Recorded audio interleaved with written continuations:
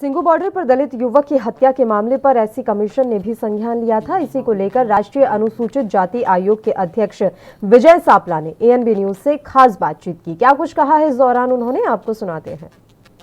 में सिंधु बॉर्डर पर जिस दलित युवक की हत्या की गई थी उसका एससी कमीशन ने भी कड़ा संज्ञान लिया था और इस वक्त मेरे साथ चेयरमैन है एससी कमीशन के विजय सापला जी। सापला जी, बहुत बहुत स्वागत है आपका। जी नमस्कार। ये जो घटना हुई थी इसमें अभी स्टेटस क्या है सर, क्योंकि आपने भी रिपोर्ट इसकी मांगी थी, स्टेटस क्या है अभी इसका? क्योंकि जिस तरह से उसकी निर्मम क्रूरता से हत्या की गई थी तो पूरे मीडिया में आने के बाद हमने उसका संज्ञान लिया था और हरियाणा सरकार के डीजीपी और चीफ सेक्रेटरी से हमने रिपोर्ट भी मांगी थी कि अभी तक क्या क्या किया। और जो हमें डीजीपी ने बताया है कि हमने 4 लोगों को उसमें गिरफ्तार किया है, जिसमें 3 लोग अनुसूचित जाति से संबंधित हैं और एक गोविंद सिंह नाम का व्यक्ति जो और जनरल कैटेगरी से हैं, और इस कारण उसके ऊपर एससी एक्ट भी लगा दिया गया है और कार्रवाई जो 302 की या बाकी धाराएं तो हैं उसमें एससी एक्ट भी लग गया है। और साथ में जो एक प्रावधान रहता है कि अगर किसी परिवार के प्रमुख सदस्य का अगर हत्या होती है तो ऐसे मर्डर होता है तो उसको 8.25 लाख रुपए का मुआवजा दिया जाता है।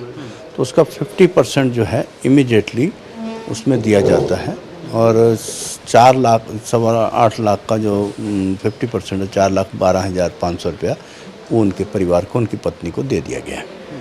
सर, जिस तरह से ये हत्या हुई थी और इसकी वीडियो बनाकर वायरल की गई और एक कहीं ना कहीं ये कहें कि एक दहशत का माहौल जो है वो पैदा करने की कोशिश की गई थी, तो इसके बारे में भी क्या कोई दिशा निर्देश दिए हैं पुलिस को कि इस तरह की आगे घटनाएं ना हों, उसका ख्याल रखा जाए? देखिए, वैसे तो हम ये कानून बनता है तो इसीलिए होता है कि ताकि कानून के डर से लोग भविष्य में और कोई ऐसी घटनाएं ना घटित हों।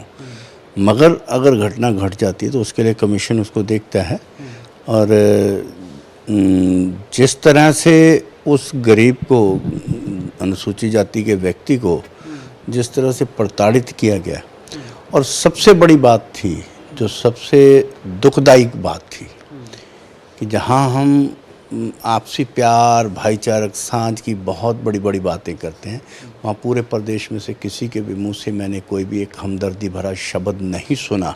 और क्रूरता वालों को बजाय कि उनकी निंदा करने के, कहीं ना कहीं डर के मारे, एक डर के माहौल में चुप रहना, ये पंजाबियों की फितरत नहीं थी।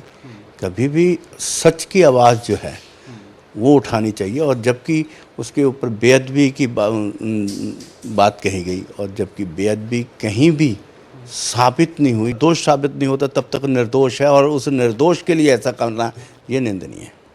बहुत बहुत शुक्रिया। विजय सापला हमसे बातचीत कर रहे थे और इस घटना की न केवल उन्होंने निंदा की है बल्कि कहीं ना कहीं उन्होंने जो संज्ञान लिया उसके बाद हालातों में भी बदलाव हुआ।